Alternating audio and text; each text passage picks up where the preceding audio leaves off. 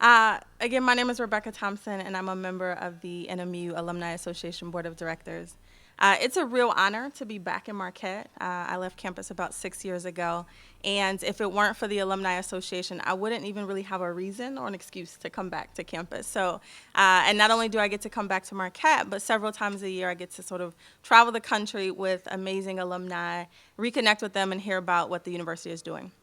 So a few months ago, when our awards committee met to sort of talk about the folks who were nominated for an Outstanding Young Alumni Award, I couldn't have been more honored to see a name that I remembered. During my time here at Northern, I was pretty active on campus and served as president of the Associated Students of Northern Michigan University, or ASNMU. And to think about young people who were here during my time at Northern, I couldn't think of a person who's more deserving of this award than Mr. Kyle Ortiz. And so I've had the pleasure of sitting next to him this morning and catching up with him and hearing about the amazing work that he's done. And so it only really confirmed that he should be honored for this award. And so when we were at Northern together, seeing him be ASNMU president and sort of lead by example. He was a USOEC Olympic athlete, so to sort of combine the fact that he was in school and also training for the Olympics at the same time, and running the student government and doing a number of other amazing student organizations on campus, sort of was just the start of his work. And I was joking with him this morning that he really has been changing the world since he left Northern, and literally has been traveling the world, making a difference, studied in Chicago to become a lawyer, is now living in New York, has a nonprofit organization in Cambodia. And I think when you think about sort of who we want to represent the Northern brand, Northern alumni, and who really defines what it means to be an outstanding young alumni, it really is Kyle Ortiz. And so he could sort of speak more about the amazing work that he's doing and sort of how he's been changing the world. But he left an impact on me. He was the previous ASNMU president to me and sort of really sort of allowed me to step into some big shoes. And so I just really want to say thank you for your leadership on campus, Kyle. But beyond that, thank you so much for representing alumni of Northern across the world. And thank you so much for the amazing work that you're doing. So on behalf of the NMU Alumni Association Board of Directors, please help me in welcoming and honoring Mr. Kyle Ortiz.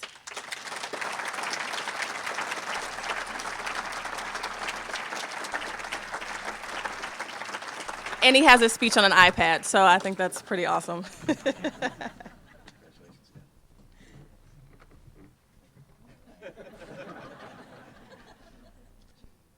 me feel tough.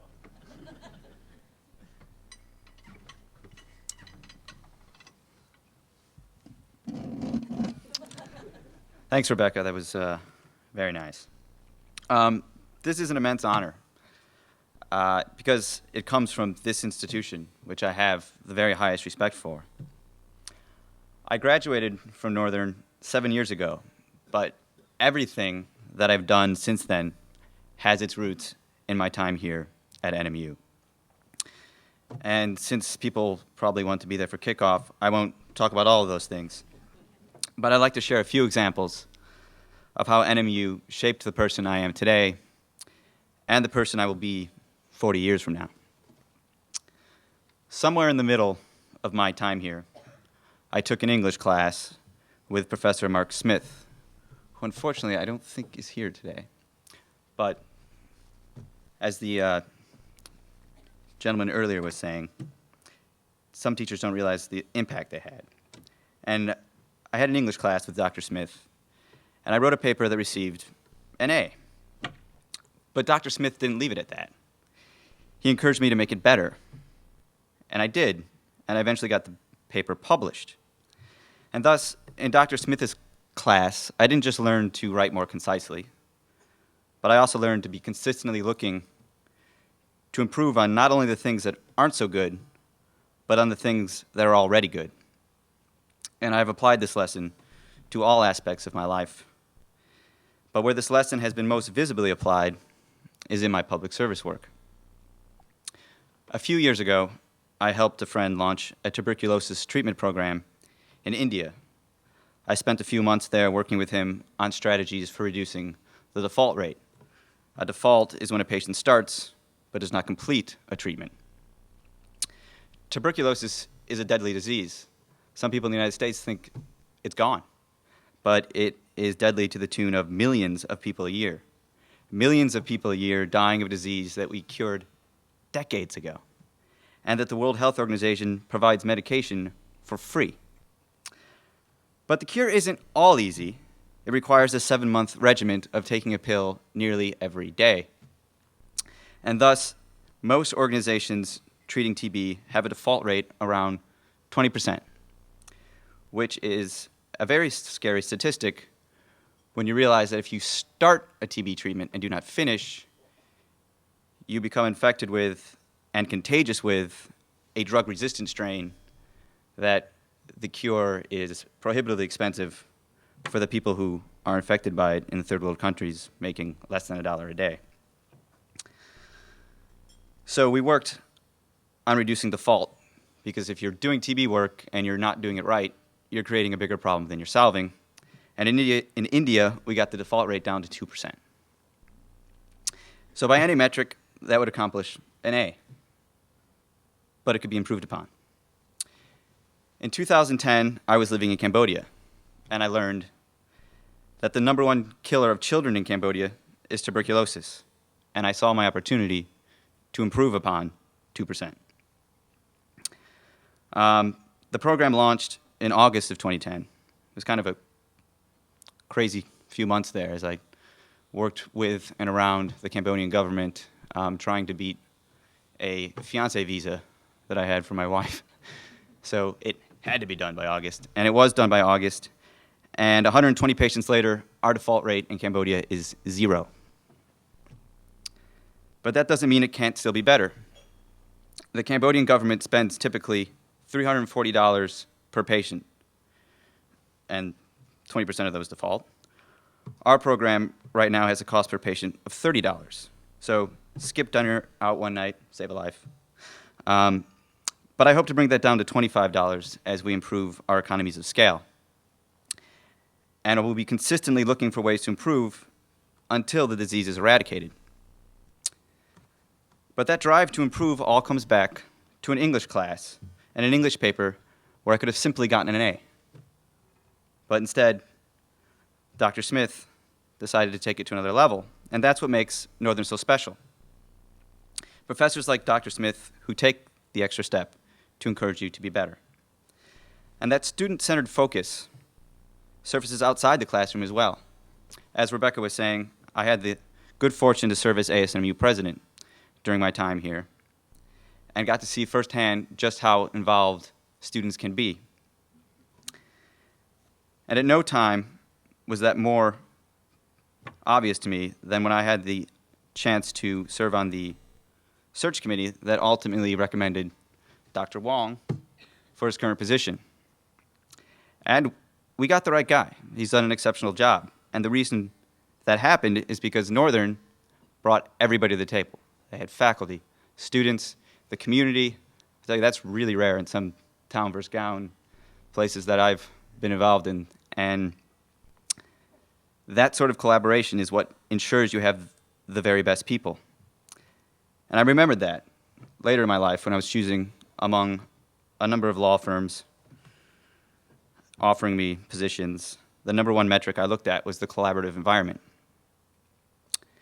A law firm and a university have very few things in common, but one thing they do have in common is that their greatest asset, and in many ways their only asset, is their human capital. And NMU is a place that recognizes and takes advantage of that to the benefit of us all. Because human capital allows for growth because people question and challenge one another. Thus, it is not surprising that NMU is a place where I learned to challenge myself. 2 of my favorite classes while at NMU were art history of the 20th century and astronomy. I did horribly in both classes. Not the overachiever low A horribly, they were Ds. And as a quick side note to you scholarship students, yes, I got 2 Ds, and I still got into one of the best law schools in the world. So take some chances. It won't hurt you. But I learned a lot in those classes because they took me out of my comfort zone. And that's where learning and expansion happens.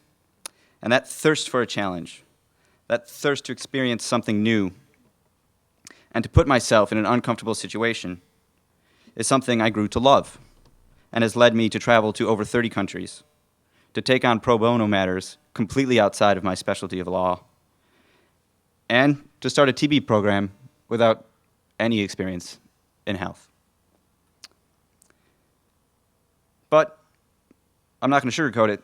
If you take chances and you put yourself out there, occasionally you're going to fail. And I had my share of failures at NMU. I think Ed Nemi was going to share some with the table I was at. But what I learned here is that those are just as valuable as successes, because once you've failed and gotten back up, you see that failure is really something quite wonderful. It's a lesson. And there's nobody more dangerous than a person who isn't afraid to fail, because real achievement comes from putting yourself in situations at the limit of your capabilities. And that's what Northern does. As we heard earlier from Summer and her experiences going places she's never been before.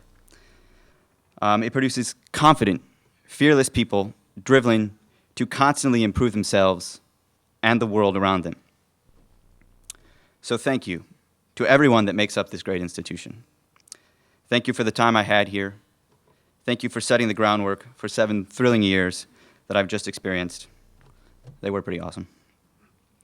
And thank you for the confidence of knowing that the next 40 years of my life will be well lived, regardless of the levels of success achieved, because I do not fear a challenge. Some special thank yous to Ed Nemi for being a mentor and then some, to Mike Roy and David Haynes for, to a large degree, inspiring my current career path, and finally, of course, to my wife, who has put up with an endless parade of 15-hour days, weekends in the office, hundreds of thousands of miles of flights away from home. 谢谢你，我的太太。我爱你.